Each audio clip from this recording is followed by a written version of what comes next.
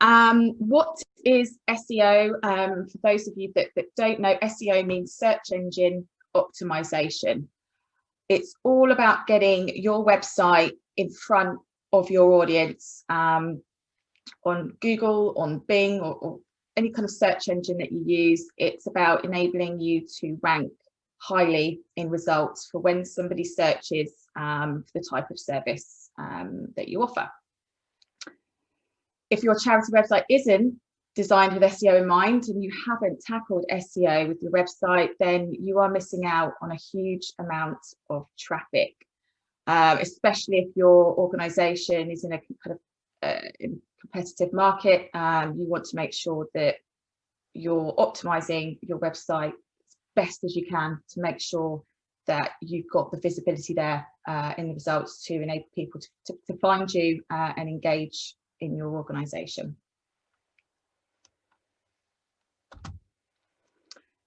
So a few of the kind of just the key areas we're going to cover off today. So we are going to look at 5 kind of key elements. Website optimization, how you can optimize your website to make sure that you feature in the Google results.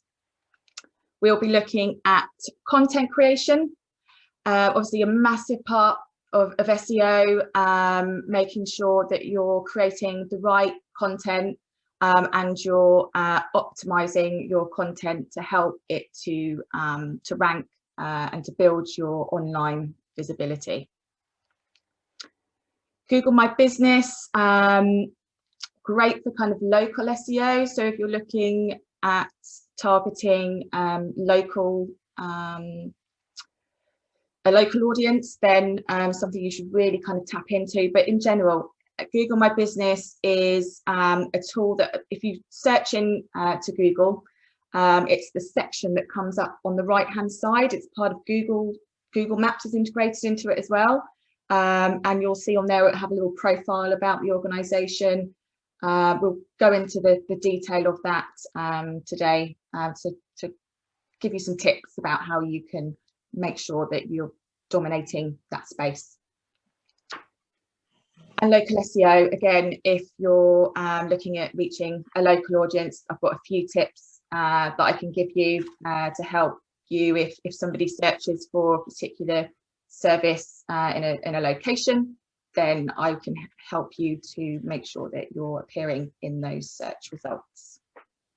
And some tools, again, with SEO, like social media, you know, you've got to make sure that you're using the right tools to be able to see how your website is performing and what opportunities there might be moving forward to help and to improve your performance.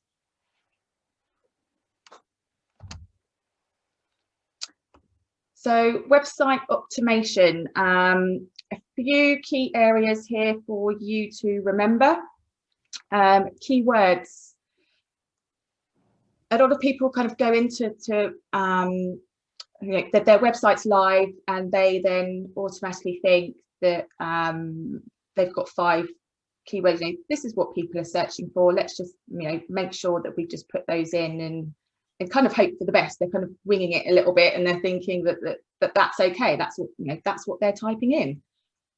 When actually it might not be what they're typing in. So how do you actually know what people are typing in to find your organization?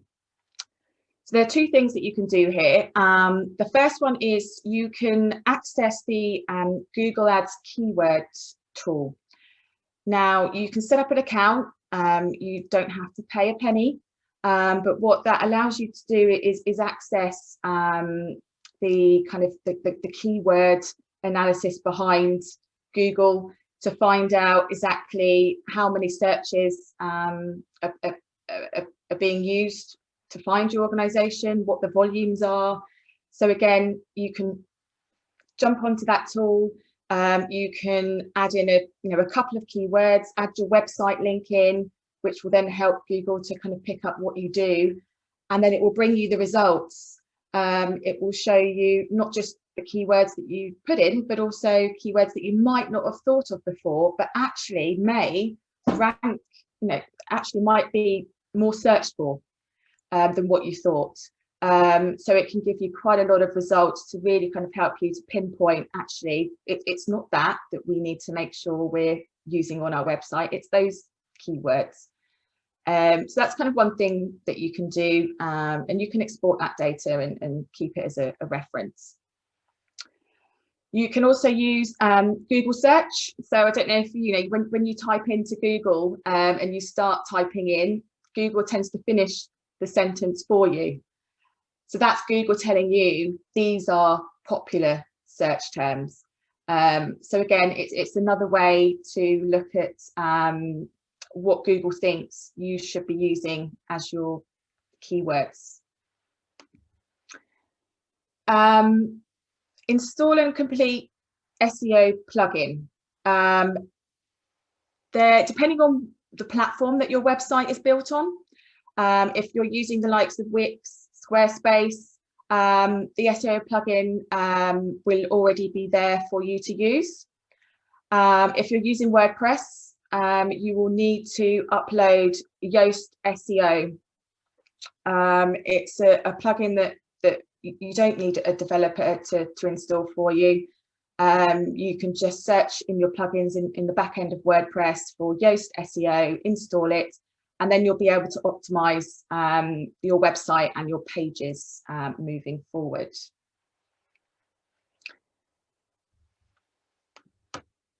Image alt tags, again, a lot of people miss out this little kind of trick. So Google kind of, we'll move on to kind of your page structure and how you should optimize it, but your images are a key important factor, not just for your overall SEO performance, but to help your images appear in searches, because a lot of people do go into the kind of the image tag into Google, or your images might appear at the top of Google results.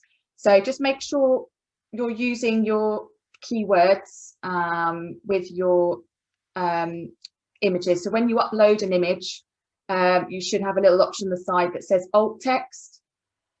That's where you put your keywords into there that describes the image and the page that you're optimizing for. Page structure is really, really important. So I just want to give you a bit of a kind of a rundown about, if you're creating a new page or you've got pages already up on your website, how you should structure it for Google to be able to kind of read it. So again, using the keywords that you've already looked at and decided that these are the keywords that we're going to use, you should first of all look at your URL. So within your URL, you should have your keywords in there. At the top of the page, you should have a header 1. So Google reads headers from header 1 down to, I think it's header 6. I think it kind of tends to go up to when you're uploading a new page. But your top section should always be a header 1. And that again should have your keyword included in that header.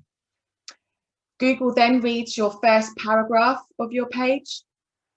So again, it's generally an introduction to kind of what your page is about or what you're offering, but make sure you have your keywords in there as well. In terms of how many keywords, I'd probably stick to 1 to 3 keywords, no more than that for each page. You want to kind of have that kind of page as that keyword as a core feature on your site for Google to be able to pick up for that page. And then you've got your content, so the body of your content. Again, you can be pretty flexible around here, but again, I'd include your keyword at least once in the body of the content. And then you've got your call to action at the bottom. So making sure that what do you want people to action on that page? Do you want them to call you, fill in a form, visit to find out more about an event? Always make it clear and bold what you want people to do on that page. Just checking nothing else here. Another kind of little tip try not to use long sentences. Google likes to read paragraphs or pages that are kind of have short sentences and are straight kind of to the point. Try not to go on a bit of a kind of whirlwind with your sentences. Try and keep them short and punchy, so it helps Google to kind of read the site. So they're probably the key kind of main elements to your page structure to make sure that you're helping Google to read it. On-page linking, so 2 elements here. So Google likes pages that have internal links and backlinks. So internal links, again, making sure you're not forcing these, so they're natural links within your content. So if I was talking about today's presentation, I might say, you know, I'm delivering an SEO workshop to charity organisations in Buckinghamshire, but I might link SEO to a page on my website that talks about SEO. Try and keep it as natural as possible. I probably have no more than kind of 3 internal links on your page, but make sure you're linking from your keywords, because that is what Google will pick up on. And then backlinks. So backlinks are external links, so outside of your website, but actually direct people onto your website. This is another kind of key important element for Google to rank your site overall. So in terms of where these backlinks should come from, a variety of sources. I'm trying not to get too technical here, but so every website has a domain authority, which is how Google ranks your website. So the likes of the BBC and the Guardian, you know, they're going to be very much 10. So you're kind of from 1 to 10. Backlinks really help to kind of push that domain authority to know that Google should be ranking your site for searches. So in terms of backlinks, think about you know, local directories, other kind of organizations that you work with. Think about social media, you know, linking back to your website from your social media posts.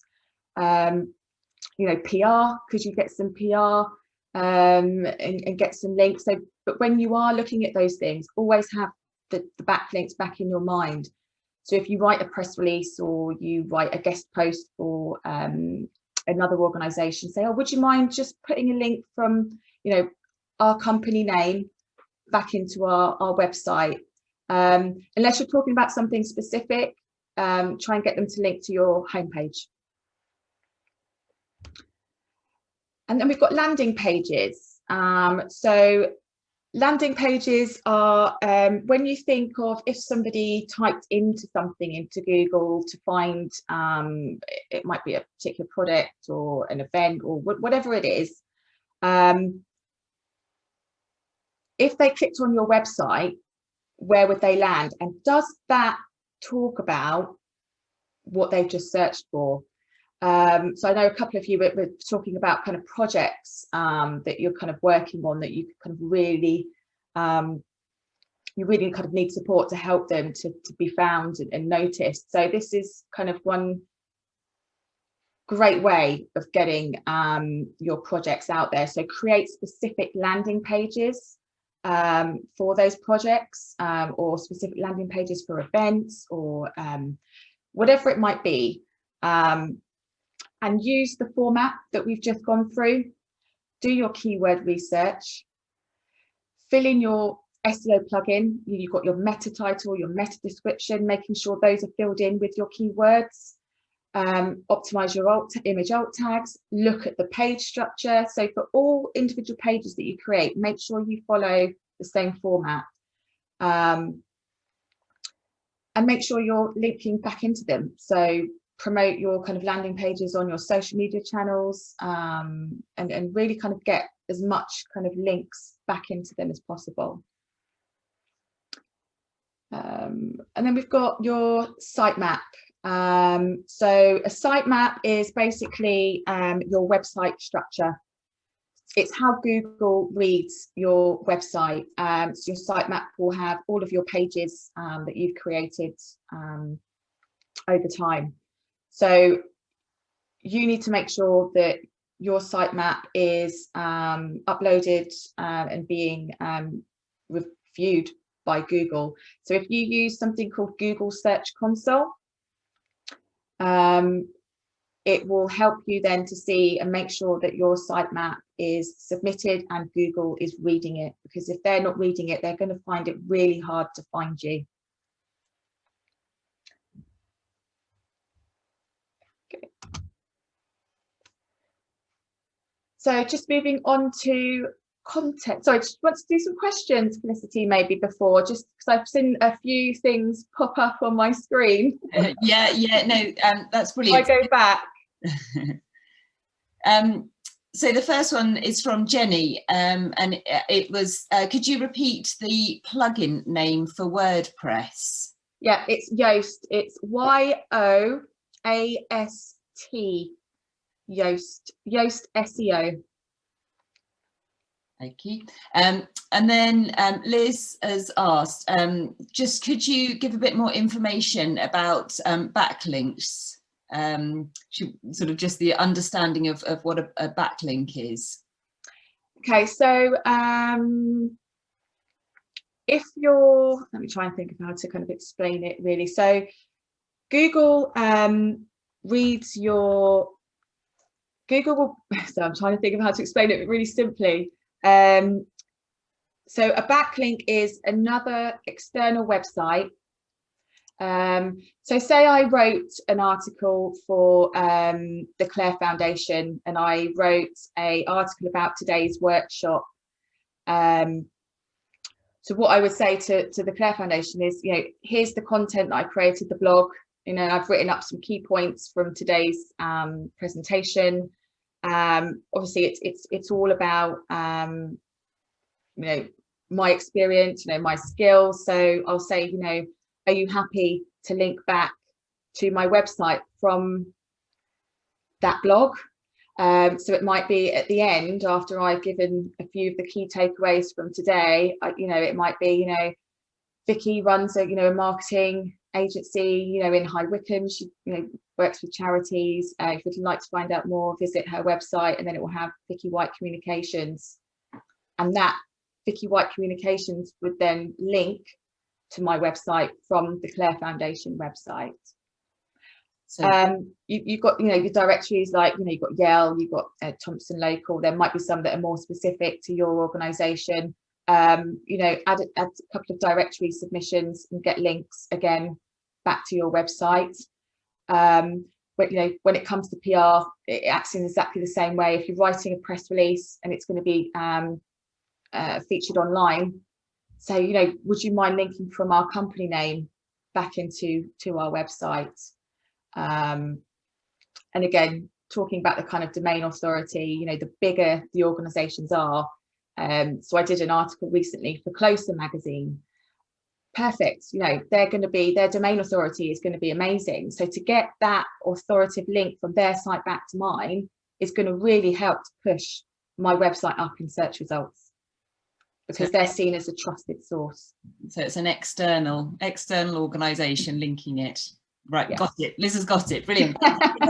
and then going on for that, are landing pages within your website or a completely different URL? Sorry, yes. So they are on your website. So a landing page doesn't have to be on your website menu. It can sit behind the scenes. You just don't add it to the menu. Google will still, it won't rank it as well. But I'm trying to think of an example. So I create, we'll go on to this local SEO in a minute, but I create location pages because it helps if somebody's looking for a marketing agency in High Wycombe. I created a page just for that key phrase, because what that then does, Google then sees that I dominate that area because I've created a page just around marketing agency in High Wycombe. So that key phrase I've used throughout my page, but it's not on my menu because I don't want people to think that I'm just serving High Wycombe. But it's still found by Google because it's a page that I've created on the website. So it's just being quite clever with It is. There's so many little kind of tactics, but yeah, it is. You've got to outsmart Google. That's the thing. And then just one last question before we move on. It's from Mandy. Can you please repeat the site map information, please? Okay, so so a site map is exactly what it is. It's a map of your website pages. So it might have home, about, your services, all of your blogs, your contact page. It will include all your landing pages that you've created. And it's something that's designed when you have a website built, or maybe if you've done a lot of work on your website, you want to make sure that Google's picking up kind of that sitemap. So it's something you can, I think Wix and Squarespace automatically create one for you, I think. But with WordPress, you just need to make sure that you, I can send a link over that tells you exactly how to do it. There's just a few little bits that you need to do to make sure you add it to Google. And I can probably explain that out of here because it's quite technical. So again, I don't really want to go into the kind of the too technical sides of it, but it's not difficult to do, but it's really important. But I can help individually with that at the end or at another time. Brilliant. Yeah, I think there's a few people sort of struggling. So if you do have a link, yeah, I'll share some more information. Yeah. Okay. All right. Fantastic, guys. The questions are brilliant. So as we move on into the next section, keep the questions coming into the chat if you want any more specific information. But thanks. Yeah. Well, once we look through and talk through the content side of it, there's another opportunity for questions as well for after the couple more slides. So brilliant. Thank you. Good. Okay. So creating content. I thought it might be a good idea to kind of talk through the different types of content that you can create that Google loves, and giving you kind of a few little kind of SEO tips kind of around these key points.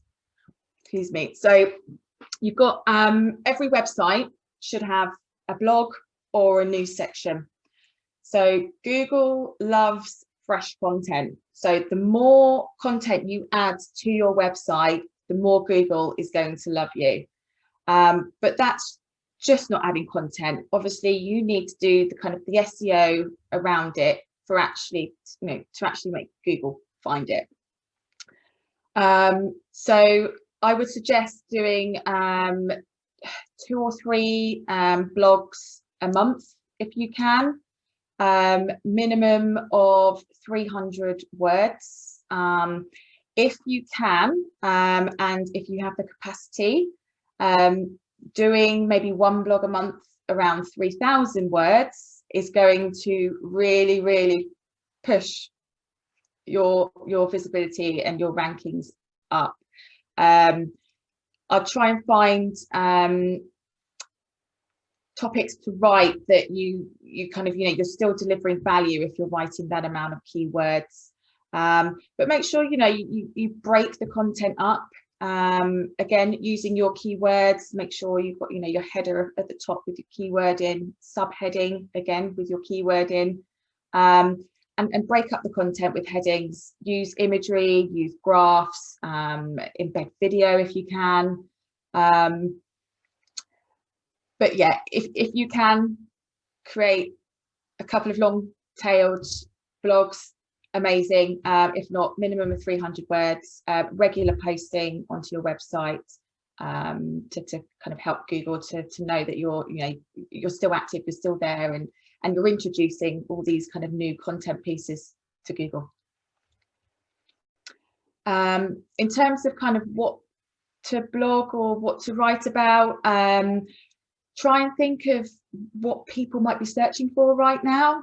You know, what's trending right now, you know, or what's happening in your organization that your audience wants to know about, find value from, and kind of, yeah, think about what their needs are and what their wants are, and what people might be particularly searching in Google to find.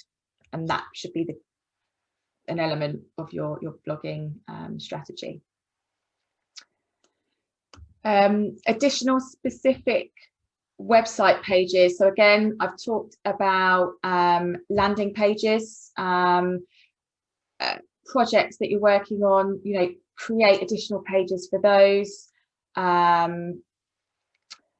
and think and create as many pages as you can, but obviously make sure you're still keeping in with the minimum of 300 words, and you're optimizing each page. But if you can help Google to pick up on a particular niche or a particular project or a product or an event or whatever it might be, continue to do that, but make sure you're optimizing each page as we've gone through. Video, obviously massive right now. So many people are tapping into video as a great way to engage their audience, and Google loves it. You know, Google will rank video 10 times more than it will content. So any opportunity you can to create video. I know we had a great presentation here on video SEO, I think it was last week. But again, uploading a video to YouTube, I'll give a few little points here. Make sure that you're filling in your description of your video on YouTube. You're linking back to your website, very important. And creating tags. So at the bottom of YouTube, when you upload a video, get your keywords in there. Make sure your keywords are used as tags in your description, in your heading. Write a blog about your new video. Get your video embedded onto your website. Write a content piece around it. Highlight kind of the key points of the video, which again will help Google to pick up, and videos rank really highly in results, not just on YouTube but also on Google. So make sure you're kind of tapping into those few areas. And one last thing, so make sure you're sharing your video out. Get as much engagement into your video on YouTube as much as possible. So share on your, you know, email marketing campaigns, on your social media.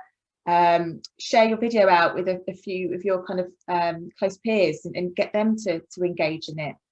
The more engagement you have on your video, the longer people watch your video, the more Google will rank it. You don't have to have a video for half an hour or 45 minutes for Google to rank it. Google doesn't rank by length of time. They rank by engagement, and they rank by optimization to make sure it's optimized. And they rank by how many views that you've had. So a few kind of quick little tips there. Guides and how to, you know, another great way to add fresh content to your website. So if, you know, Zoom launched, and it probably needed a guide on how to use it for all us kind of untechnical people that don't really know how to use it.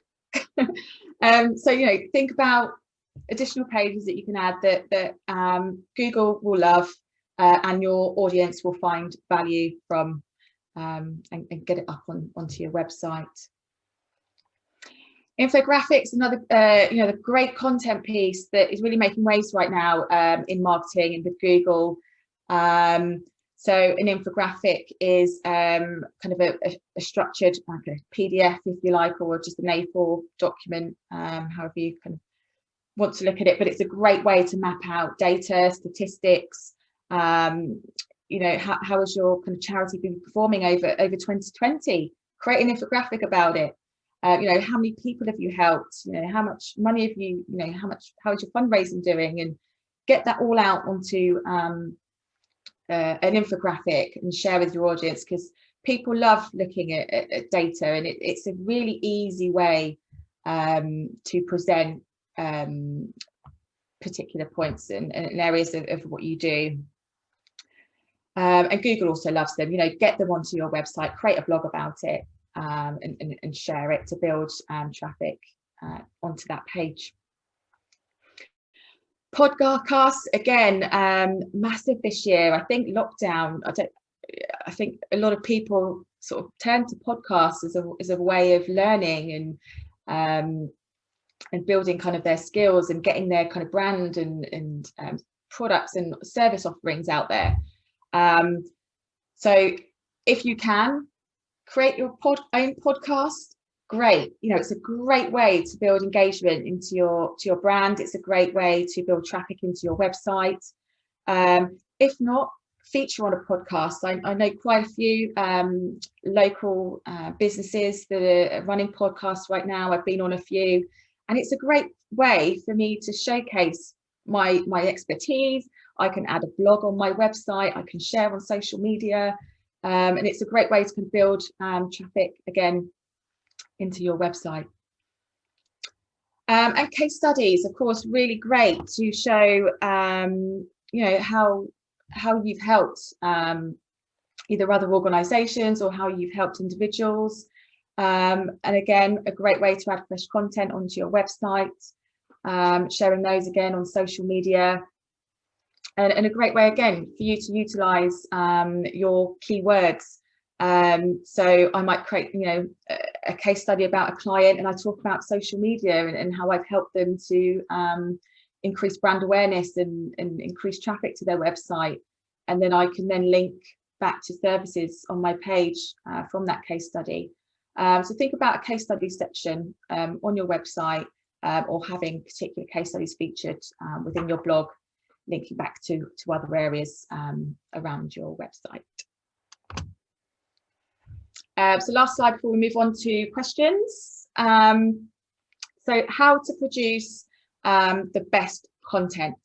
So first of all, obviously we talked about keywords, so I would suggest do your keyword research for every article that you write.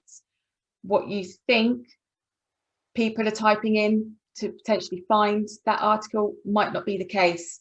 So again, use the Google tools to tap in and find out what your keywords are. So suggested content. So it might be that Google says that that might not actually be the right way to write that article, or maybe tweak the kind of topic slightly, and look at changing kind of the angle of it. It's a great way for you to actually make sure that your articles are featured in the results. At the end of every article, you can have suggested content to maybe other articles that you've written that might relate slightly to the one that you just talked about. Again, it's taking them on a journey into really finding out more about your organization. And it's helping Google as well, because again, you've got a link to another blog on your website that will have the keywords that you want to rank for in there. What it will also do as well, just one of the key point, if you've got kind of suggested content or service links or whatever it might be at the end, it keeps visitors on your website for longer. Again, the longer your audience are on your website, the more Google will support your website and rank it higher.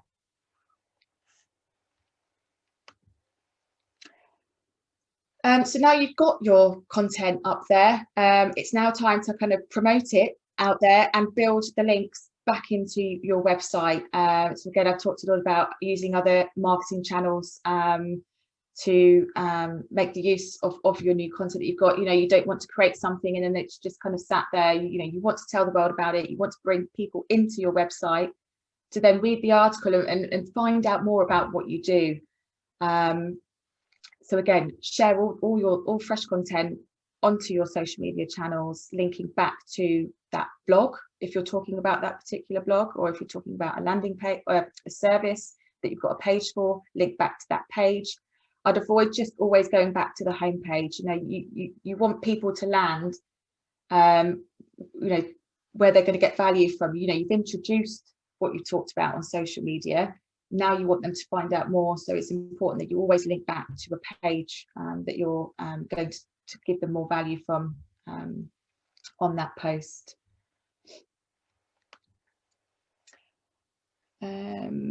Yeah, I'd avoid PDF documents if you can. They're really hard, first of all, to read on mobile. And they're just, you know, they're not very user friendly, and sometimes Google can really struggle to kind of pick them up. So as much as possible, if you can, if you are asking people to kind of download documents, if you can avoid PDF, then do so. I just wanted to add one more thing onto the end here before we go into questions, is voice search. Now, voice search is becoming really, really popular with individuals. Now we are having more of the technical devices that we're using to ask Google or Siri or Alexa. Oh, no, she's not going to go off, I hope. No. I just thought of that. So yeah, so when you're writing your content, always have voice search in mind. So use kind of longer tailed keywords or key searches, and think about what, you know, questions are massive with voice search. You know, you're always asking Alexa a question, or you know, whatever device you're using. So always bear that in mind. You know, maybe when you're writing your blogs and articles, think about starting maybe with a question. And questions are great in general. I think, you know, they really, really drum up engagement, you know, with social media as well. You know, it gets people involved in what you're talking about. It gets the conversation going. But on a kind of an SEO front, obviously, if you're optimizing for voice searches, then, you know, if someone's searching for what you do or an event or whatever it might be, you know, you're more likely to come up in the results of what the device gives to you. But voice search will be something we'll be looking at. So I know we're doing another presentation in a couple of weeks on digital trends for next year. So that will be an element that we're going to kind of cover in the next presentation as well, because it's up and coming and it's becoming a lot more popular. Sorry, any questions? We have got some questions. I was thinking your point at podcasts. I think with more people working at home and working in quiet, podcasts has probably grown because they put them on in the background while they're working to have some noise. Yeah, I mean, I do it quite a bit when I'm out walking. Sometimes, you know, just get out the house and I'll, you know, listen to a kind of podcast while I'm out. I think, you know, I can see why it's become really popular. Yeah, no, definitely. Right, sorry, back to the questions. That was my comment. Jenny has said, would the keywords include your location that you use? If your audience are local, then yes. I think we're going to pop onto local SEO, I think, next. Let me check. We are. Perfect. So yeah, I will be covering that in a minute. Okay, and then Liz, do you want to unmute, because do you want to say your question? I forgot what my question was. No, wait, hang on, I'll find it. It was interesting. It was about your videos that you're. Yes, yeah. Sorry. Oh God, I haven't had enough coffee or tea, clearly. Yeah, so I'm in the process, and I don't think it's going to be a hard sell, by the way, but I'm in the process of making a case to our CEO that we need to be using video a lot more. And I want to have professional videos done rather than just take my phone and interview, although that's, you know, that could work too. But since we'd be spending, you know, a fairly significant amount of money on it, it would be great to have some statistics, some actual look.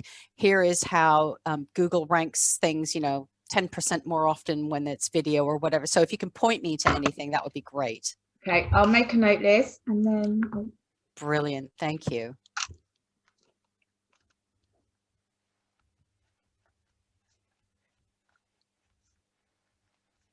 okay, no worries. No, I was muted. Can't put you on the spot to reel off some statistics. Yeah, no, please don't. Jenny, you had some questions. Do you want to unmute and ask? Put you on the spot now. It was about your comments on YouTube. Yeah. So we've never done any videos on YouTube. I think it's worth thinking about, but I wondered whether it's best to turn off the comments. A good question. What are the likelihoods, I guess, of getting bad comments? I guess is some of the first thing to think about. People tend to rant on social media if something comes up that's a bit sensitive, and you can't get involved in rants. Yeah, you can. I'd maybe test it, and because you can keep an eye on it. And I think if you do find that you're getting the rants and the negatives, and you don't want that featured, then you can remove them. Yeah, I guess it depends on the organisation, and kind of what you do, and the likelihood of getting those types of comments. But I'd maybe not at the beginning, but just keep a real kind of close eye on it, and you'll get notified when you have a comment that you can. And can you remove comments? You should be able to hide them. Okay. Sorry, I was taking a drink then. Jenny, do you want to go on? This is actually keen. We're looking at these at the Clare Foundation at the moment, but infographics. Do you want to? Yes. Where do you put infographics? And how do I make them? You can use a really, really cool tool called Canva. Oh yeah. I'm not sure if it's the pro version or the basic version, but I mean the pro version is I think £10 a month. But Canva is really, really simple tool for basic creatives, I guess. So that would be where I would go. I'm not very creative. That's the problem. Yeah, nor am I. What about Spark Post? Is that good? Spark Post good? Sorry? A Spark Post, is that any good? Yeah, I mean, I enjoy kind of using Canva, and I'd suggest creating it and then uploading it to your website. And depending on what the infographic is, if it's about the project you're working on, you might want to put it on the landing page. But if it's this is what we've been doing this year, this is what we've been up to, then it might be better on a blog post. Okay. Include them in your your email marketing campaign as well if you're running those. Brilliant. Right, we've got sorry. I'm going to rattle through them. We've got a few more. Sarah, do you want to add your question? Do you want to? Are you there? Do you want to unmute? Hiya. At the moment, I'm a little bit embarrassed about this, but at the moment I'm using literally the free Wix website facility, which actually there's numerous reasons, losing clients and sort of building back up now. Is using the free Wix website facility a no-go? That's a really good question. So if I had an inquiry that came through and they said to me, I'm looking at starting a business, what platform should I use? I would say 100% WordPress. Right. And and if they said to me, well, I don't have the budget for it, then I would say, look, you can use the likes of Wix and Squarespace, but in terms of your SEO performance, it's going to be nowhere near as effective, because what you're doing with Wix and Squarespace, you're using their own templates and their own servers, which are a lot slower. So obviously the speed of your website is quite important for Google as well. So it's not the best option. I would advise, if you can move on to WordPress, then do so, if you're looking at increasing your SEO performance. Thank you very much. Thank you. All right. Thank you very much. Charlie, are you there? There's a question about PDFs. Hi, yes. Yes, I'm here. Hello. Yeah, we use PDFs just quite often because it's obviously easy sometimes when you've done something, you upload it, or we've got on our website, being charity, we've got referral forms, etc.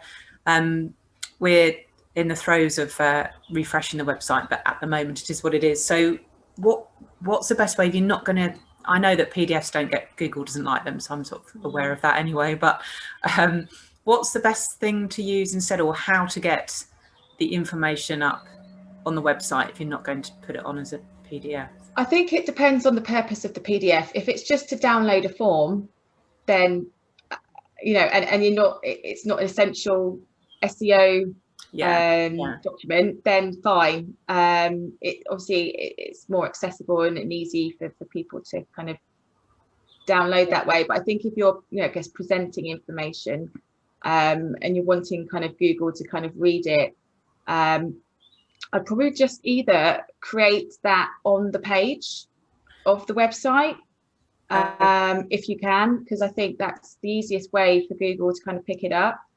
Yeah, we have a news and events page, so quite often you sort of put a blurb on it and a sort of read more, and that then clicks through to a PDF, for example.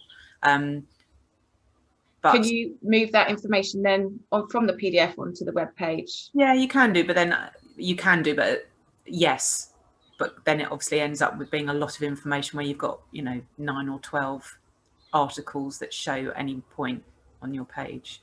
Yeah, I mean, it might be that you if you can split up maybe the article, you know, if there's different sections that you could say, you know, here's the first section and it's, you know, a couple of paragraphs, and then, you know, if, you know, in this next section we'll look at and then link that maybe to another page. Thank you. And Charlie, thank you. You made the point about Canva Pro being free for charities. So oh yes. Yeah, it is. Yeah. Good. Melinda, can I just check? Did that cover your question as well about the documents and PDF formats?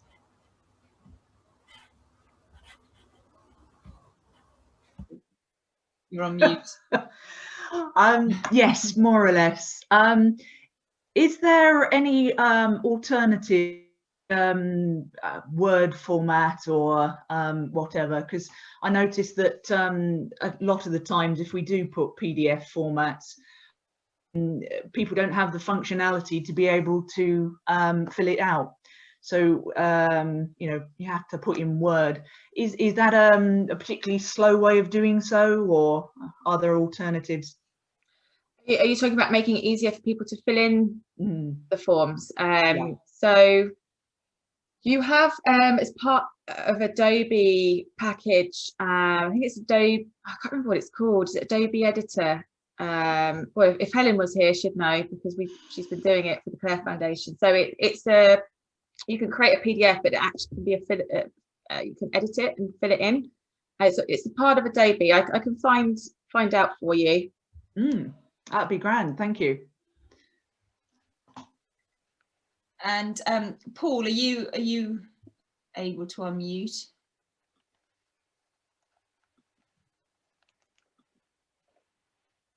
Are you there, Paul? Paul was asking how much content should there be within an article on a website, and how often should keywords be used with them? I know you covered this one, and Paul was a bit late joining, so yeah. So a minimum of 300 words for an article or a page on the website.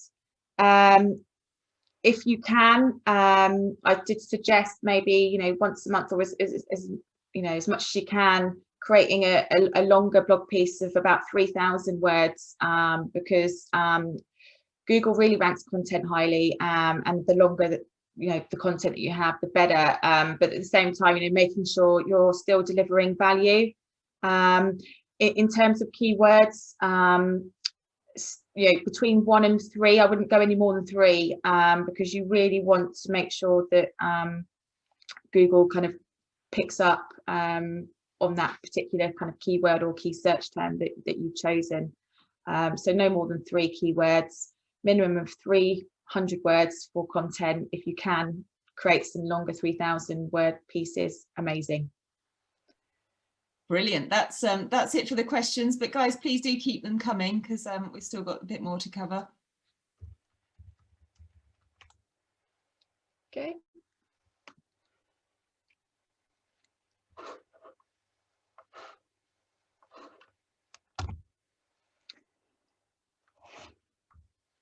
Okay, so mentioned Google My Business at the start, and just wanted to talk through some of the kind of the key core elements of Google My Business and why you should be using it. So I mentioned before that Google My Business, you know, when someone types in the name of your organization, or if they type in a particular service or whatever their search is, Google My Business helps you to kind of appear on the right hand side. So you tend to have your map at the top with a few kind of images.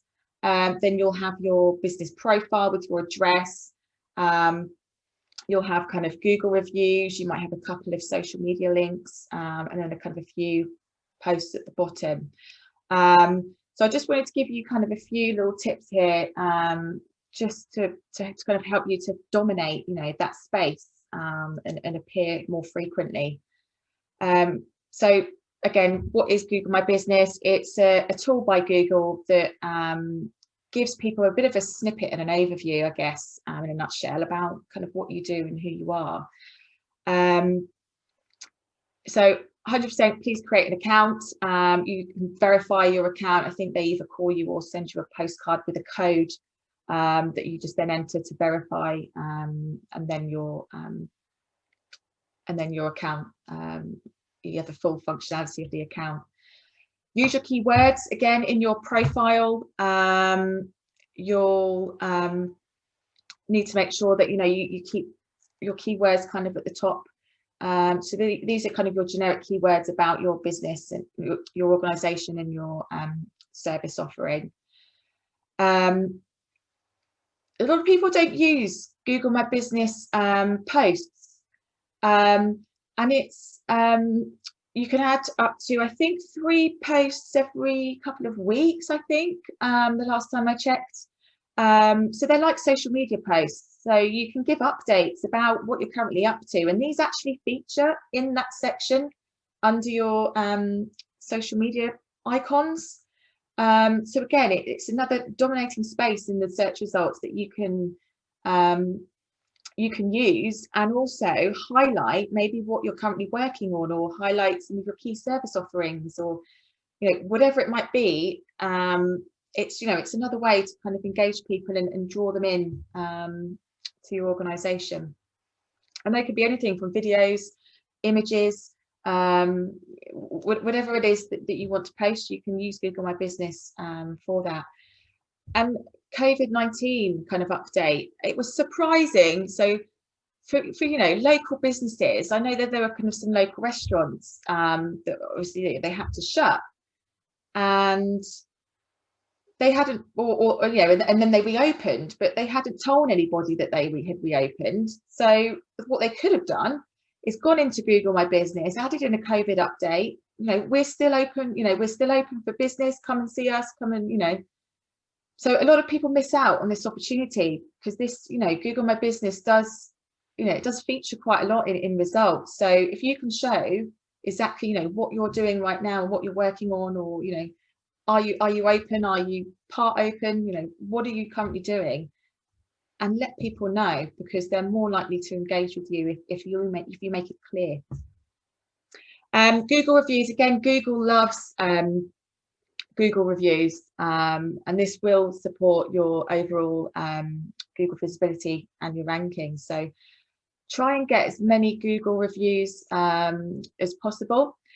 When you log into Google My Business, I think it's partway down the page, you'll see Google reviews, and what you can do is you can copy a short link, and all you'd need to do is just send that short link to your audience, and say, hey, would you mind leaving us a Google review? Here's the link. And all they need to do is click the link, and it'll take them straight to that Google review section. The only thing they need to do is just obviously log into Google to leave the review, but that link is really handy to you know, make it easier for your audience. Services and products, again, it's another feature that Google My Business has expanded on recently, where you can really highlight what it is that you're offering and what you do.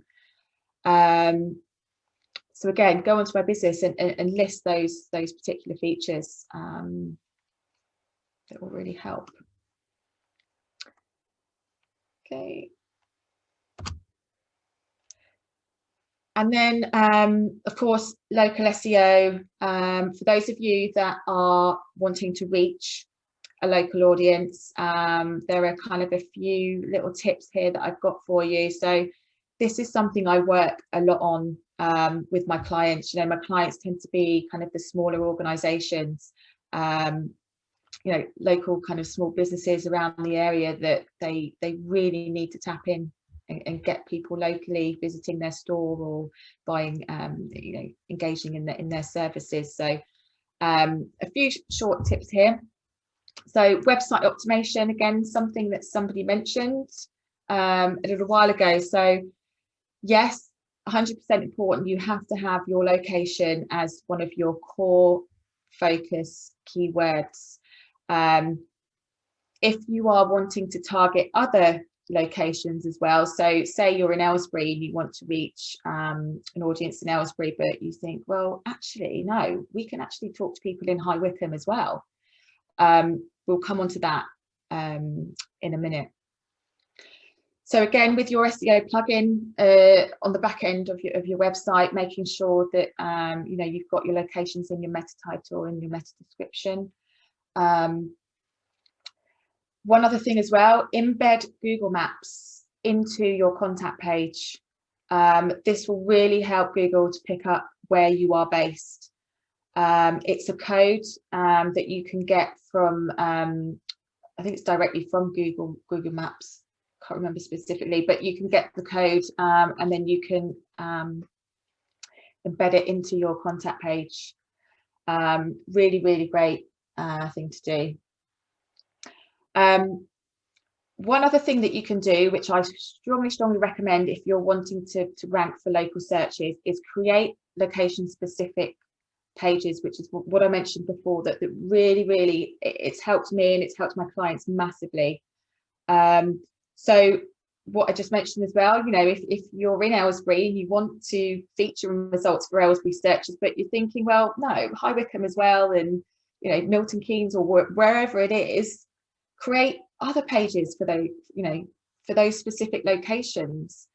If you are going to do that, what I would suggest, again, create your page, follow the page structure SEO format that we talked about before, do your keyword research, make sure you've got your keywords in your heading, you've got an intro paragraph, you know, follow those steps with your landing page, but make sure, again, you've got your location featured, I'd say maybe 3 or 4 times, but again, making sure it's in the header, in the paragraph, in the URL, 100%. And again, they don't need to feature on your menu, they can sit behind the scenes, but what you need to do is you need to make sure you've got links around your website into that page. So what you might want to do maybe on your contact page is say, you know, we serve High Wycombe, Aylesbury, Chesham, and then those locations, but you've listed, you can then link to your location landing page, and it just helps Google to kind of pick up that page. If you can get traffic into that page, great. So share on social media. You know, we're working with you know, individuals in Aylesbury, you know, who are suffering with mental health. You know, to find out more about, you know, our work in Aylesbury, and then link back to your landing page. And again, your landing page, you know, you could structure it like an introduction. So think of it as if someone Googled mental health services in Aylesbury, and your landing page came up at the top. You know, think about that page as their first view of your organisation. So It should be, you know, an introduction into what you're all about, how you help, some of your core kind of service areas maybe, and then a strong kind of call to action at the end. Yeah, another great tactic there, to not confuse Google, to help Google to pick up where you're based and where you're serving. Okay. A few other kind of little pointers about locations. So you've got your landing page, you've kind of added links into it, you've added links out of it as well, maybe into some of your kind of other services to kind of lead them on that journey. Write some articles that really capitalize your location, if you can, to support your landing pages and to support your local SEO. So again, if you're doing lots of work in the community, you know, make sure you've got your locations in there about where you're working. So try and get some articles written to kind of support that, and again, link back to your landing page from those articles.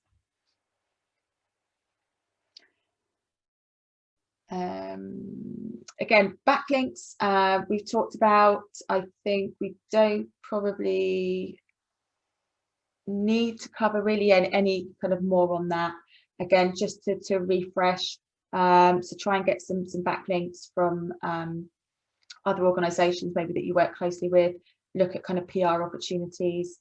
Find out if you can write some articles for other organisations that can link back into you. And I think they're probably the main ones. And testimonials, I think this is another good point actually. So you know, whenever I'm finished, you know, or start working, you know, with a client and we've done some kind of good work together, I'll say, you know, it'd be great if you could kind of write me a testimonial and I'll link back to your website. So, you know, have a think about that and see where you can kind of build backlinks, where you can kind of leave testimonials for people that you've worked with. And then digital PR. So obviously everybody understands PR, but obviously digital PR is about how you can build your brand awareness digitally. Excuse me. So it's looking at, you know, syncing PR and SEO together, which can be really, really effective.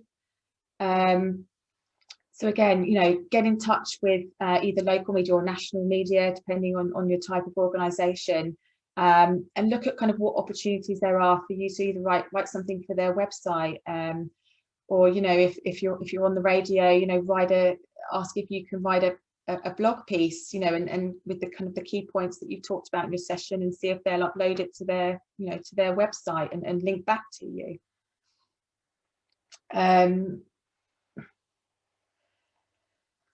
So yeah, so I think digital PR, again, you know, if PR is something that you're currently looking at, see if you can kind of integrate a bit of digital and SEO into that, and always kind of bear that in mind when you're running any kind of PR campaigns.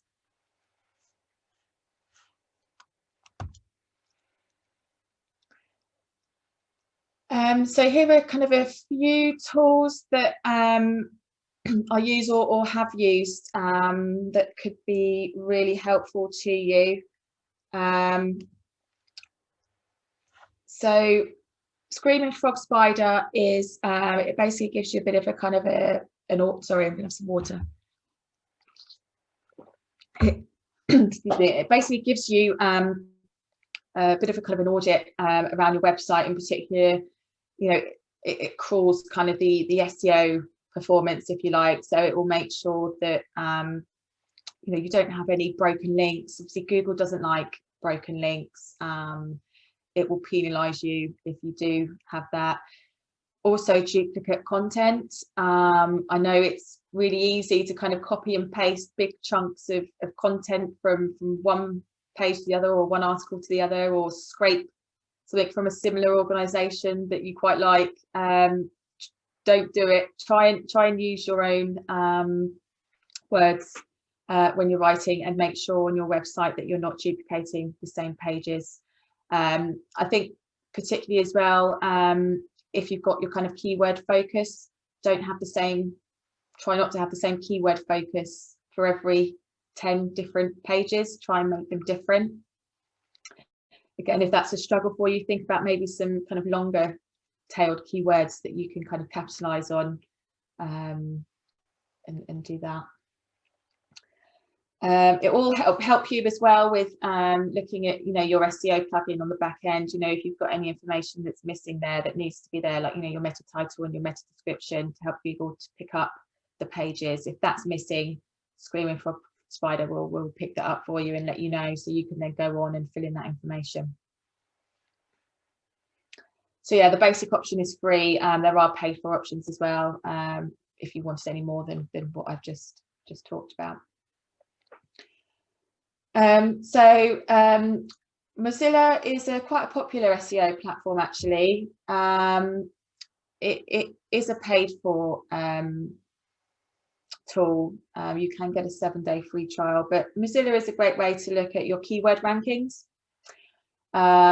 Just to keep an eye on and see how you're performing. It's always good to set those tools up at the beginning, so you can really see the SEO work that you've done and the progress that you're making, to make sure that you're moving in the right direction. And are you ranking for the keywords that you thought you were, or is a keyword that you want to rank number 1, number 50? So then you're like, well, we need to make this our core focus area, to make sure that we're trying to get it up in the rankings.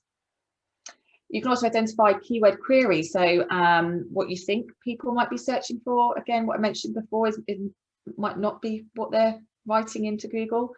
So again, this tool helps to identify other kind of keyword search queries and how people are actually finding you. And any new backlinks that you've got, again, it will pull up those and feature those in your reports. So yeah, SEMrush works in a kind of a similar way to Mozilla. Sorry, just going back to Mozilla. Also, Mozilla looks at your social media activity as well. So for those of you that are doing both and want to track performance and activity on both of those platforms, Mozilla is great for that. So yeah, so Mozilla and SEMrush, they work very similar. I think Mozilla has a bit more of a social media presence. Page speed insights. So again, Google will rank your website more highly over another one that's exactly the same if your website is quicker. So that's quicker to browse, quicker to download.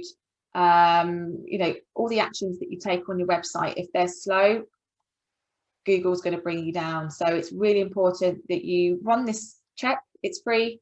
You just put your website domain in, and it will analyze it for you. It will show you a score for mobile and desktop, and then it will also feature at the bottom areas of improvement that you can make for that.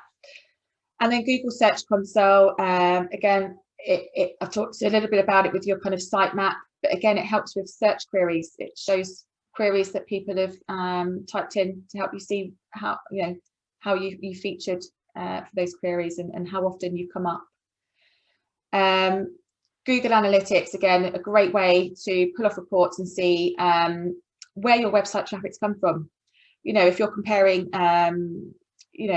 Google Ads with Google Search, how many conversions have we had, if Google Search or our organic searches have generated more traffic and more inquiries than Google Ads, then we don't need Google Ads. So and it helps with social media as well. So if Instagram is performing better than Facebook, then we should spend a bit more time on Instagram and really capitalize on that data. So it helps you to make informed decisions about moving forward. Lots of other things they do. I'm just whistleblowing it because I know we're running out a little bit out of time, but definitely look at those key tools and see which works for you, and obviously how much you want to invest. Sorry, I hope that was okay. I've whizzed past the tools bit, but if anyone has any questions. Yeah, we've got some questions that have come in. If you have got any more, then add them to the chat and we'll go through them. Liz, are you there? Do you want to ask your question? Yeah, so it sort of relates more to content than this, but it occurred to me just as you started the new section. One of the things that we're also trying to do at the moment with our marketing and our promotion is to reach underserved areas, both geographical areas and underserved segments. And one of those segments is women who might not have English as a first language. And I was just wondering what the best way is to introduce, or indeed if you can, introduce non-English keywords without having a completely sort of translated website. This is a new one for me. Yeah, I'm glad I could help. Oh God, if you don't want to have the option of translating your website, it's going to be really difficult. I can't see a way around it unless you do that, to be honest. Right. I mean, you could create specific pages on the website. Yeah, actually, I just saw a comment about accessibility tools that can translate a page, and that would be a good thing for a landing page, wouldn't it? Actually, is just one page of, we're not going to translate the whole website, but here's the basics of what you need to know in Polish or Urdu or Chinese or whatever. Brilliant. Thank you. You have both answered my questions. Thank you. Sorry, I didn't mean to put you on the spot. Charlie, just your point. Yes, we will be sharing the presentation and obviously the recording as well. We'll put that a link to that so that you can watch it back if you wanted to. Jenny, are you there? You've got a question about the content. Yeah, I just wondered, so if I write a page for Chesham, does it have to be completely different to my page about Amersham? You have to, it can have the same format. It can talk about the same things, but just not in exactly the same way. Okay. So your content. So I can't cut and paste from one to the other. No. Okay. Thank you. Right. Get those creative juices flowing and write it all. Liz, do you want to come back and ask your question about the landing page URL? Oh, sorry, no, sorry, I've just reread it. Can we share Vicky's page? Yes. So it is your so there we go. Look, the page is there on there, but I'll also type it in the chat so you can copy and paste it. Sorry, I can do that one. Charlie, your question about locations, about more than one, was that the same as Jenny's? Sorry, I think so. Really, it was just more a case of we're located in one location. So we're Wendover in Buckinghamshire. So we obviously want to appeal to the local community in Wendover, etc. But we also want to appeal to Buckinghamshire because that's who we serve as well. So can you just actually, because it is the same thing in essence, you just have that all in one place? I would do two, to be honest. To give it that extra oomph. I think you can optimize for Wendover, Buckinghamshire, so if you are going to create one, then I would make sure you've got Wendover, Buckinghamshire in as your key phrase. Okay, I'll take a look at yours and see what you've done. Yeah, no, do. Thank you. All right. There we go. I have just put Vicky's website into the chat, but as I said, we'll share the presentation afterwards. Sorry. Can I just say what I was really interested in was the location landing page that you talked about, Vicky, as opposed to just your because if I understand correctly, if I went to whitecommunications.co.uk, I wouldn't be able to find that location page in the menu, right? You wouldn't. Okay, so it would just be interesting to see how you put it together, if that's okay. Yeah, of course. Just give me 1 second and I'll And it doesn't have to be now. I'm just curious. Thank you.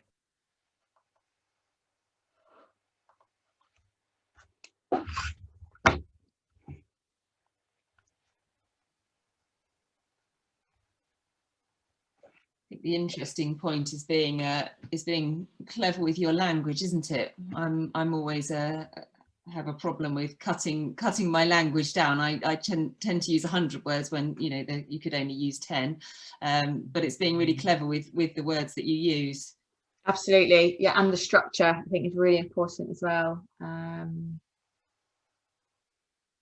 then I think when you first start making these videos or blogs, is sharing it amongst your network and asking them to click on it, share it in the first instance to get your hits up, and hopefully it will grow from that point. Yeah, so my if you go to the footer of my website, company information, and it says marketing agency in High Wycombe, if you click there it comes up my location page. There we go. Brilliant. Thank you. Has anyone else got any questions?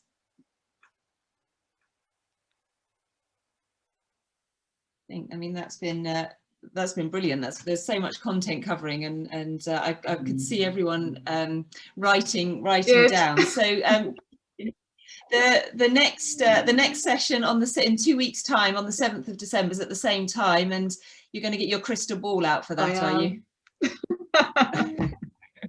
No, I'm excited actually, because you know, I think, you know, it's great to deliver these kind of presentations, but also great to actually really dig into actually what's going on, you know, in the marketing world and what's coming up. So no, it'll be really good.